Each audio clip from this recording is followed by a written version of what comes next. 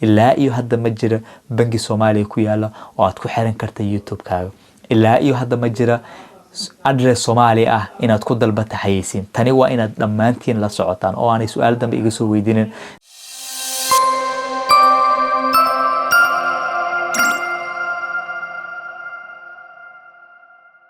السلام عليكم صاحبي وانا عبدijaliil عثمان Abdijaliil bro ayaad la socotaan kanaalkayga labaad ee YouTube-ka. halkan wax muuqaal lama soo gelin 4 bilood ee la soo dhaafay. soo xiriira kow in dhalinyarada Soomaaliyeed aanay kanaalkan taageerin. oo sidaad ka aragtaan graafkan 85% muuqaalada aan halkan ku soo gudbinay intii uu kanaalkan jiray dadku naguma soo birin ama subscribe ma dhihin, iyadoo muuqaalada halkan ku soo gudbinay qaarkood ay in ka badan 10,000 oo ruux ay daawadeen. haddii aanay dhalinyarada Soomaaliyeed taageerin kanaalkan ma jirto sabab aan waqti u gelin, laakiin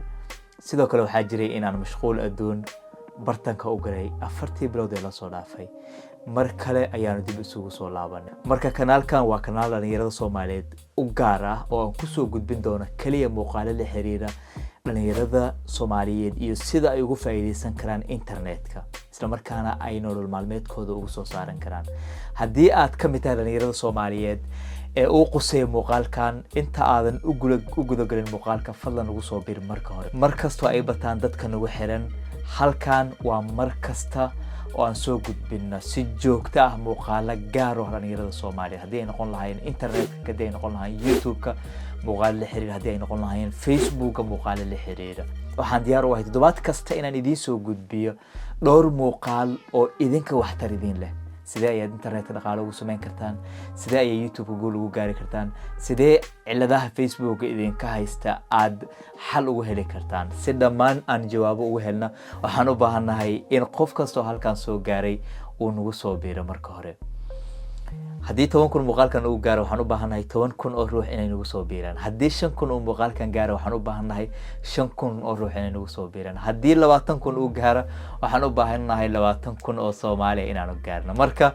soo dhawaada saaxiibayaal, views-ka muuqaalkan iyo waxa isku xiran subscribe-ka ama dadka aan rajaynayna inay nagu soo biiraan. intaasi kadib saaxiibayaal, dad badan oo Soomaaliya iyo guud ahaan daafaha caalamka ku nool ayaa i soo weydiiyay sidee ayaanu Abdijaliilow marka aan buuxino shuruudaha u dalban karnaa YouTube monetization ama waxa loo yaqaan Google AdSense-ga. muuqaalkan ayaan idinku sharxi doonaa. waxa kale oo aan eegi doonaa shuruudaha YouTube monetization-ka, maxaa go'aamiyay in YouTube dhaqaale laga sameeyo, iyo sidoo kale maxaa xal u ah dhalinyarada Soomaaliyeed ee Soomaaliya ku sugan. waxaan ognahay in Soomaaliya marka aad joogto aadan dalban karin Google AdSense, isla markaana Soomaaliya aadan ka dalban karin si la mid ah sida Facebook-ga. marka haddii aad Soomaaliya ku nooshahay, maxaa xal ku ah?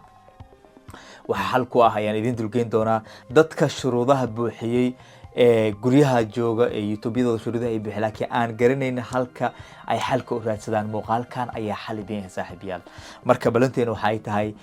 hal views iyo hal subscribe. qof kasta oo muuqaalkan soo gaaray waxaan rajaynayaa in uu subscribe saaro oo uu nagu soo biiro si aan u soo badino muuqaalada noocan ah. waxa kale oo aan eegi doonaa shuruudaha YouTube monetization-ka, maxaa go'aamiyay in YouTube dhaqaale laga sameeyo. laba shay ayaa go'aamisay in YouTube dhaqaale laga sameeyo. labadaas shay ayaan idin dulgeyn doonaa. maxaa xal u ah dhalinyarada Soomaaliya joogta? Soomaaliya waxaan ognahay in Google aanay lahayn AdSense. marka maxaa xal u ah dhalinyarada Soomaaliya? halkan ayaan idinku soo gudbin doonaa saaxiibayaal. balse ugu horeyntii aan eegna sidee YouTube lacag looga sameeyo. YouTube waxaa dhaqaale looga sameeyaa saaxiibayaal siyaabo kala duwan. waxaana kow ka ah in aad ku biirta YouTube Partner Program oo ah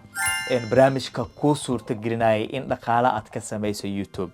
waa maxay YouTube Partner Program saaxiibayaal? waa barnaamijka kuu ogolanaya inaad dhaqaalaha ka samayso YouTube-ka muuqaalada aad halkan ku soo gudbiso marka aad la kulanto shuruudaha YouTube. dhalinyarada Soomaaliyeed ee YouTuberada furtay waxay ka fakaraan sidee ayaan ku gaarnaa 500 oo subscriber ama sidee ayaan ku gaaraa 3,000 oo watch hour ah. balse xaqiiqadu waxay tahay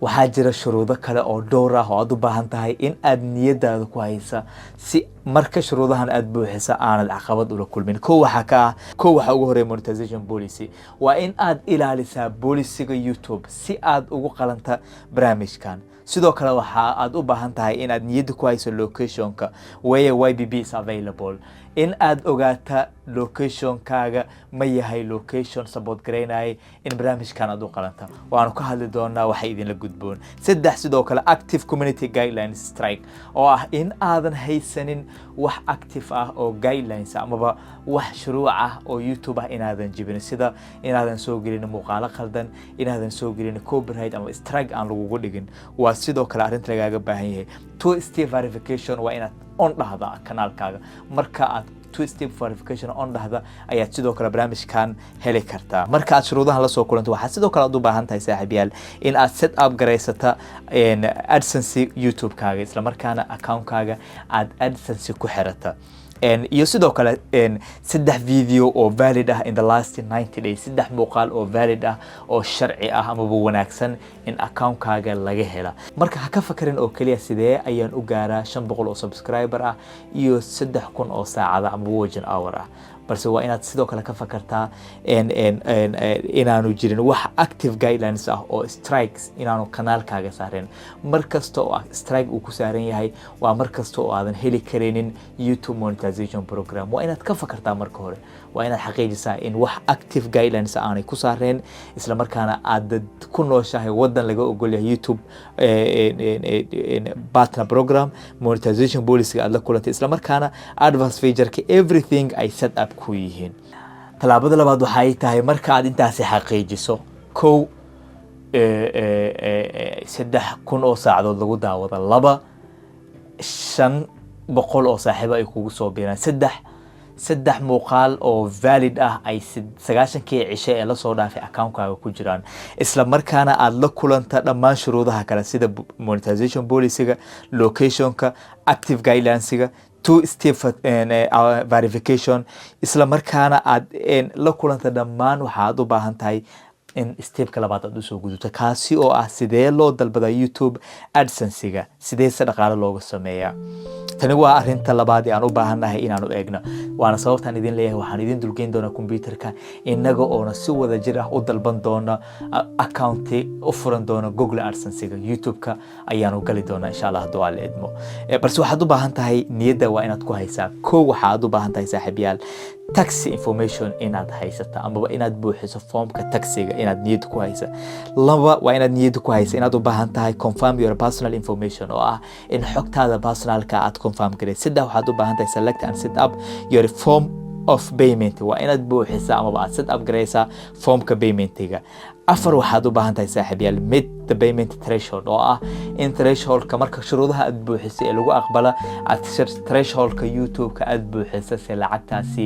lagu fasaxo lacag sidii loo dalbada waa aan ku dulgeyn doonaa hawlwarin hana ugu degdegin waqtiga saaxiibayaal marka aad dalbata ilaa intee leeg ayaa la sugaa dhalinyaro badan ayaa ila soo hadlo oo igu dhaha shalayto ayaan dalbanay isbuucii hore ayaanu dalbanay ilaa haddana lama soo aqbalin laakiin waxaan rabaa saaxiibayaal inaan sheega in ay qaadato inta u dhaxaysa 2 isbuuc ilaa iyo 4 isbuuc in lagu aqbalo Google Adsense-ga 4 isbuuc ayaa ugu badan waxaan laga yaabaa mararka qaarkood ka badan inaad sugta dependent location-ka aad ku nooshahay waxa laga yaabaa mararka qaarkood haddii aad Afrika ka dalbatay sida Kenya haddii aad ka dalbatay waxa laga yaabaa in waqtigaasi waqti ka badan aad sugta in lagu approve gareeyo ama lagu aqbalo YouTube monetization program-ka sidoo kale saaxiibayaal marka aad aqbasho waxa lagu siinayaa bin marka binkaasi lagu siiyay waxaad haysataa 4 bilood in binkaasi aad YouTube-kaaga geliso ka hor inta aanu invalid noqdo ama aanu dhicin marka you have time marka aad apply gareysaan 4 bilood ayaad haysataan in linkiga lagu soo diray code-ka lagu soo diray binka lagu soo diray aad YouTube-kaaga geliso marka haddii binka uu ka soo raagay ha degdegin hawlwali maalin ayuu ku soo gaari doonaa maalintaasi ayaadna gelin doontaa YouTube-kaaga waxaan kaloo rabaa saaxiibayaal in idin sheega haddii aad dalbatay Google Adsense-ga oo lagu soo approve gareeyay isla markaana laga codsaday in aad confirm gareyso your personal information and set up payment aad confirm gareysay waxa aad sidoo kale haysataa saaxiibayaal 45 cisho you have 45 days baad haysataa ilaa inta aad ka buuxinayso shuruudaha kale for example Google AdSense ayaa dalbatay oo aan idin tusin doono sida loo dalbado marka aad dalbato Google AdSense ee lagu soo aqbala ee xayeysiinta lagu fasaxay you have 45 days in aad sidoo kale next step aad next step muxuu yahay in aad address kaaga approve gareysa pin kaaga approve gareysa isla markaana shuruudaha kale aad la kulanta marka hawlwalin waxa aad haysataa waqti kugu filan oo 45 days in janaalkaaga uu la kulma shuruudaha kale hadii 45 cisho la gaara isla markaana lagu aqbalay Google AdSense oo aad soo buuxin weydo shuruudaha kale sida identity-gaaga aad confirm gareyn weydo address-kaaga aad confirm gareyn weydo pin-kaaga YouTube-ka aad confirm gareyn weydo isla markaana la gaara 45 cisho waxaad ogaataa in laga boos gareyna ama laga joojinayo lacagtii aad ka sameynayso monetization-ka taasina waa inaad niyad ku haysaa sidoo kale hadii la diido waxa laga yaabaa mararka qaarkood in lagu soo diido hadii lagu diido waxa aad haysataa 22 cisho in aad mar kale dib u dalbata monetization-ka ama Google AdSense aad mar kale dib u dalbata 21 cisho ayaad haysataa dib ayaad u dalbanaysaa markaas hadii laga diido 21 cisho kadib hadana mar labaad lagu diido waxaad haysataa 9 cisho ee hadegdegin waxa rabaa in halkan ku dhahay hadegdegin hadii aad dalbatay oo lagu soo diiday mar labaad aad dalbatay oo lagu soo diiday 21 cisho kadib aad dalbatay marka saddexaad ha ku degdegin 9 cishadaas ayaad haysataa balse waxaad u baahan tahay inaad ogaato waa inaanu jirin wax strike ah oo kanaalkaaga saaran hadii uu jiro qof strike ku saaray kanaalkaaga waa inaad la xiriirtaa isla markaana uu strike ka qaada si xayeysiintaas lagu siiya hadii uu jiro any copyright material kanaalkaaga ku jira ama muuqaalo aadan adigu lahayn ee copyright lagu qabsado kanaalkaaga waa inaad iska saartaa hadii uu jiro waxa loo yaqaan reused content oo ah muuqaalo aad meelaha ka soo xaabsatay dhalinyaro badan ayaa sameeysa oo aan rabin inay waqti geliyaan muuqaalo iyaga ay leeyihiin ay sameeyaan oo internet inta ay galaan YouTube-ka galaan muuqaalo ka soo degsada isduldul saara YouTube-ka ku soo xareeya hadii sidaas ay u fududaan lahayd arintaasi oo lacag looga sameyn lahaa dad badan ayaa millionaire ahaan lahaa saaxiibayaal waxa ma jiraan there is no shortcut marka waa inaad ogaataa in YouTube-kaaga muuqaalada ku jira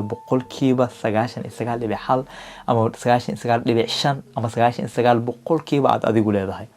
hadii muuqaalada aadan adigu lahayn waxa la kulmi kartaa waxa loo yaqaan reused content oo ah in contentiga ay meelo badan ku jiraan isla markaana aadan adigu lahayn originality-giisa marka waa lagu diidi karaa monetization hadii aad hubta in 100% muuqaalada ku jira aad adigu leedahay waa inaad isku hubisaa copyright ma jira wax copyright ma jira lambar 2 ma jira wax strike ma jira lambar 3 ma jira location-kana waa muhiim saaxiibayaal aanu nimaano location-ka inta aan YouTube-ka idin dulgeynin oo aan idin tusin qaabka loo dalbado AdSense-ga location-ka Soomaaliya kamid ma aha wadamada loo ogol yahay Google monetization-ka ama YouTube monetization program-ka Soomaaliya kamid ma aha maxay idin la gudbin waxa idin la gudbin inaad raadsataan asxaabtiina oo ku nool dalka Kenya ama ehelkiina oo ku nool dalka Kenya isla markaana ay ku soo diraan address-ka gurigooda waxa sidoo kale aad la xiriiri kartaa eheladaada iyo asxaabtaada ku nool Europe iyo daafaha kale ee caalamka aan ahayn Soomaaliya iyo Ethiopia looma ogola Google monetization marka hadii aad shuruudihii buuxisay 3,000 saacadood 500 oo subscriber ah dhammaan strike waxba aanay ku saareen kanaalkaaga uu yahay nadiif 100% isla markaana ay ku dhahan soo codso monetization-ka soo apply garee hadda waxaad u baahan tahay in aad hesho address aan Soomaali ahayn address Kenya address Mareykanka address Canada ama address daafaha kale ee caalamka ah balse ha isdhihin Soomaaliya ayaan joogaa YouTube ma furan kara YouTube adiga oo Soomaali jooga ayaad furan kartaa adiga oo Soomaali jooga ayaad guul ka gaari kartaa kaliya marka aad shuruudaha buuxiso ayaad u baahan tahay inaad hesho address dibadda ah iyo bank account dibadda ah waxaan rajaynayaa inaad fahanteen dhalinyaradu waxay dhahaan Soomaaliya looma ogola Google monetization account ma furanayna sabab la xiriir in Soomaaliya aan loo ogolaan ha ka walwalina Soomaaliya waa loo ogol yahay Soomaaliya waad ka furan kartaa YouTube account waad ku shaqeysan kartaa dhaqaalana waad ka sameyn kartaa laakiin marka la gaaro monetization-ka ee aad shuruudihii buuxiso ayaad u baahan tahay inaad ehelkaaga iyo asxaabtaada dalka dibadiisa ku nool aad la xiriirto isla markaana iyagu ay address-kooda ku siiyaan verification ay ku sameeyaan bangi accountina ay kaaga furaan wadanka ay ku nool yihiin ama bangi account-kooda ay kugu xiraan waxa loogu baahan yahay tax ayaa loogu baahan yahay ama kaarka cashuurta ayaa loogu baahan yahay waan idin dulgeyn doonaa ka walwalin taayada waxaan u baahanahay hadii aan ogaana intaas markaan ka soo gudubno saaxiibayaal sidee ayaa dhaqaale loogu sameeyaa YouTube-ka waxa dhaqaale loogu sameeyaa saddex arrimood ayaa ugu muhiimsan ugu weyn qofka Soomaaliya ee Soomaalida ah ama qofka Soomaali saddex arrimood waa inuu niyad ku hayo kow ad revenue muuqaalka marka aad click gareysa xayeysiinta ka soo baxaysa ayaa qofka dhaqaale loogu sameeyaa ad revenue markaan ka hadlay lambar 2 waxa dhaqaale loogu sameeyaa YouTube Premium waxa ay tahay extra money ay bixinayaan daawadayaashaada oo premium ka ah oo iyagu si gaar ah raba inay muuqaaladaada u taageeraan waxa kale oo dhaqaale loogu sameeyo waxa loo yaqaan YouTube membership oo ah in dadku si bila ah ay kaarkooda bangiga ay isu diiwaan geliyaan halkaasina si bila ay lacag kugu soo diraan Soomaalidu taasi ma sameeyso marka sida ugu wanaagsan ee aad niyadda ugu hayn karto waxa ay tahay ama sida ugu wanaagsan ee dhaqaale ugu sameyn karto waxa ay tahay ad revenue ama xayeysiinta maxaa go'aamiyay waxyaabo badan ayaa go'aamiyay waan dul istaagi doonaa insha Allah taala waxaa go'aamiyay ad revenue-ga oo xayeysiinta ku soo baxaysa marka ay muuqaalka clicks gareysa muuqaalka soo aad click gareysa xayeysiima ayaa dadku soo baxda hadii aad Soomaaliya joogto muuqaal hore ayaan kaga hadlay oo YouTube-kayga Abdijaliil Show ku jira hadii aad Soomaaliya joogto xayeysiimahan kuma soo baxayaan waana sababta aan u dhahay dhalinyarada Soomaaliyeed ee Soomaaliya ku sugan dadka wax badan laga faa'iido marka laga soo tago lambarka YouTube wax badan laga faa'iido sababtoo ah muuqaalada YouTube-ka ee ay daawadaan dadka Soomaaliya xayeysiin uma soo baxdo hadii Soomaaliya aanay xayeysiin u soo bixin macnaheedu waxa ay tahay qofka aad daawatay kanaalkiisa waxba kuma soo kordhinaysid dad badan ma sameeyaan muuqaala YouTube-ka la xiriira sababtoo ah waxay og yihiin in muuqaaladan ay daawanayaan oo kaliya dhalinyarada Soomaaliya joogto Soomaaliyana aanay Google AdSense Google ama YouTube xayeysiin dadka aanay u soo bixin marka wax badan laga faa'iido aan ka ahayn lambarka in ay dadku u kordhiyaan marka hadii aad Soomaaliya joogto oo aad YouTube daawanayso oo ay xayeysiin ku soo baxday ii soo sheeg halkan hoose fariin oo reeb marka 100% Soomaaliya xayeysiinta dadku uma soo baxdo laakiin waa inaad target gareysata audience aan Soomaali ahayn ama aan Soomaaliya ku sugnayn si aad YouTube-ka dhaqaale ugu sameysa waan ku dhiirigelinayaa qof kasta oo raba inuu YouTube dhaqaale ka sameeyo waa inuu la yimaada audience target aan Soomaali ama audience aan Soomaaliya ku sugnayn audience-gaaga waa inaad Mareykanka Europe Kenya iyo daafaha caalamka kale aad ka dhigtaa waxyaabo ay xiiseynayaan oo ay muuqaalkaaga daawan karaan hadii audience-gaaga 90% ama 100% ay Soomaaliya ku sugan yihiin ama Ethiopia ay ku sugan yihiin waxaad ogaataa inaadan dhaqaale ka sameyn doonin YouTube-ka taasi niyadda ku hayso sababtoo ah dadka wadamadan jooga monetization-ka inaga inooga xiran YouTube-yadeeda uma soo baxa xayeysiin uma soo baxa marka waxa go'aamiyay dhaqaalaha laba shay waana waxa loo yaqaan RPM-ka YouTube-ka iyo CPM-ka YouTube waxaan si faahfaahsan arrintan ugu hadlay YouTube-kayga Abdijaliil Show muuqaal aan dhawaan soo geliyay description-ka ayaan sidoo kale idin dhigi doonaa marka YouTube RPM-ka iyo CPM-ka ayaa sidoo kale go'aamiyay waxa kale oo go'aamiyay waxa loo yaqaan audience location-ka waa sidaan sheegay hadii dadkaaga ay Soomaaliya joogan 100% ama dadkaaga ay joogan 90% Soomaaliya ay joogan dhaqaalaha aad ka heli kartaa halkan aad buu u kooban yahay marka waa inaad target gareystaa audience aan Soomaaliya joogan audience location waxa kale oo go'aamiya dhaqaalaha laga sameeya niche-ka waa ay kala qiimo badan yihiin waxa jira kuwa $1 qiimahoodu u yahay iyo kuwa $13 kunkii views laga hela marka dib ayna celiyo waxay RPM-ka iyo CPM-ka hadii aan idin kala fahmiyay saaxiibayaal RPM waa waxa loo yaqaan review by miles oo ah lacagta YouTube-ka uu kugu dhufanayo kunkii qof ee muuqaalkaaga daawada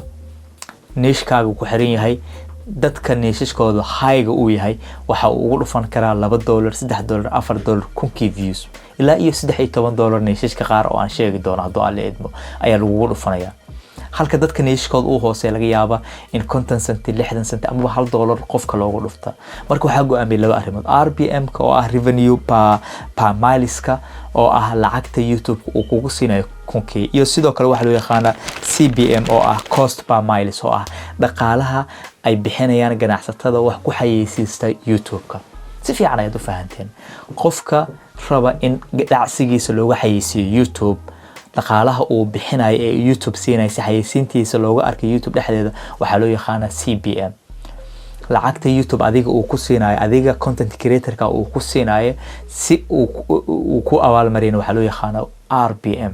RPM ka waxa go'aamiye kow sida aan sheegay location-ka audience-gaaga ay ku sugan yihiin laba waxa sidoo kale go'aamiye niche-ka aad ku jirta maxaad ka hadlaysaa wararka iyo sportiska iyo waxyaabaha yar yar ee la xiriira comedianka iyo gameska waa RPM ka ugu yar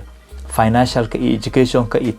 teknolojiyadana waa RPM ka ugu wanaagsan ama ugu badan ee dhaqaalaha ugu badan laga sameeyo waan idin dulgeyn doonaa hadii ay barnaamij ka noqdo marka waxyaabahaasi ayaa go'aamiye audience location kaaga niche kaaga ayaa go'aamiye time of the year ayaa go'aamiye oo ah ilaa intee ayaad YouTube ku jirto dadka 10 sano ilaa iyo ka badan YouTube ku jira ama 8 sano 9 sano waxa ay u badan tahay in RPM ka loo kordhiyo YouTube kana uu abaal mariyo marka waa inaad ogaataa taa iyada RPM ka iyo CPM waxaan rajaynayaa saaxiibayaal inaad si fiican u fahanteen hadii aadan fahmin muuqaalka description ka saaran ee Abdijaliil Show YouTube-kayga labaad ku jira ayaad soo daawan kartaa si faahfaahsan ayaad u fahmi doontaa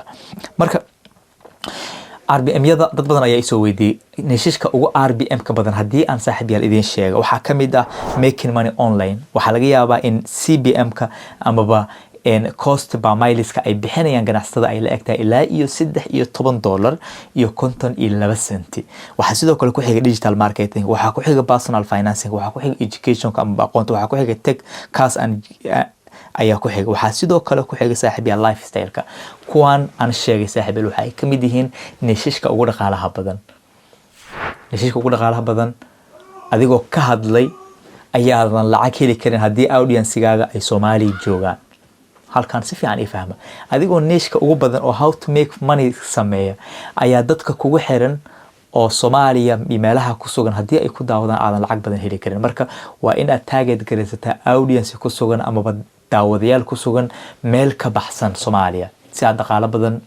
ugu samayso YouTube-ka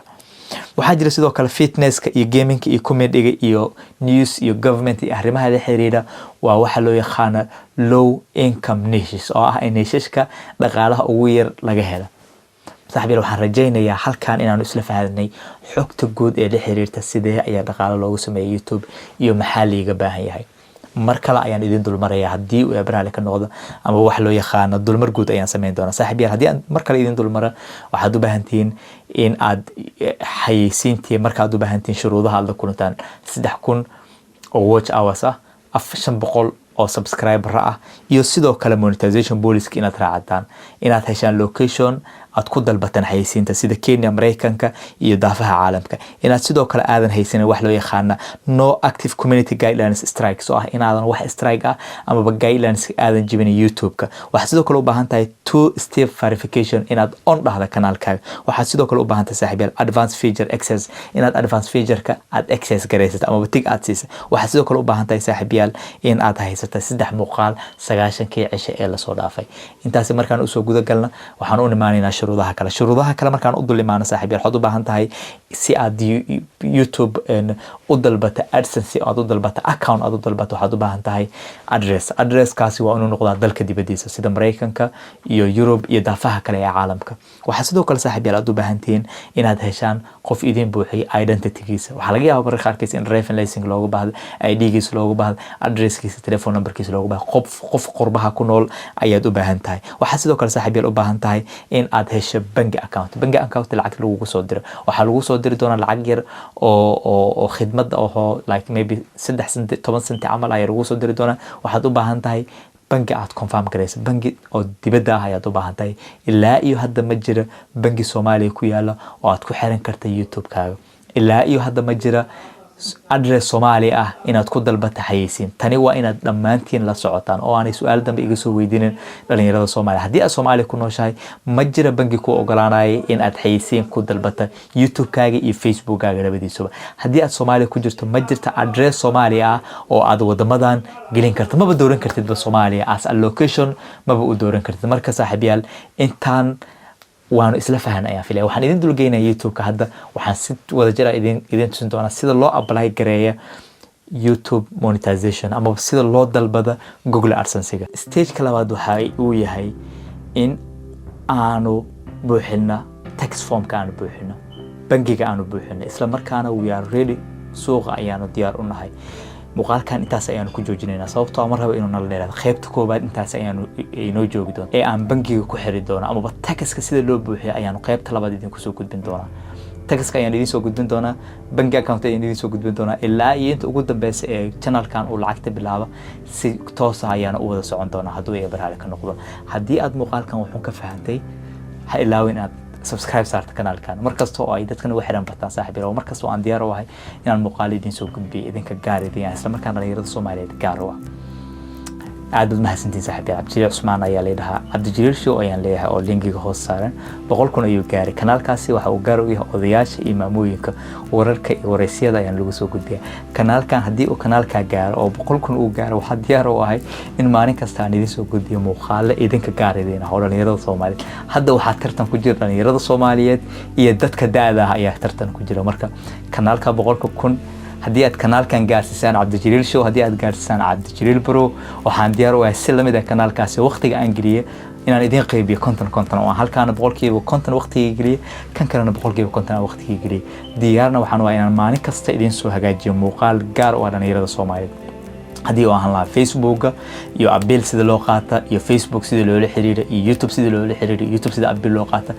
everything aad u baahantiin ayaan idin soo gudbinaa laakiin kun qof haddii halkaan ay daawato waxaan u baahanahay kun qof oo ruux 10,000 hadduu muuqaalkan gaaro waxaan u baahanahay 10,000 oo ruux kanaalka inuu gaaro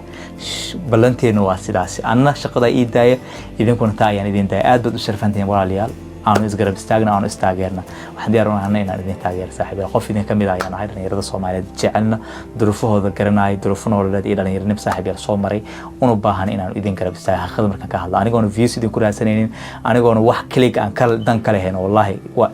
telefoonadiina iyo jawaabihiina dartood ayaan muuqaalada saaxiibayaal u sameeyaa hadduu aleed diyaarna waxaan u ahay codsi kastoo ay soo dirtaan saaxiibayaal inaan ka jawaabo breakfast community-gayga WhatsApp-ka ayaan halkaan soo dhigi doonaa halkaasi oo aan muuqaalada qaar soo dhigi doonaa si aad u ogaato breakfast community waxaan soo dhigay aan muuqaal ku sheegin lifaaqa hoose ee WhatsApp-ka dadkaasi ka mid noqo oo ku soo bir aad u mahadsantiin nabadgelyo assalaamu calaykum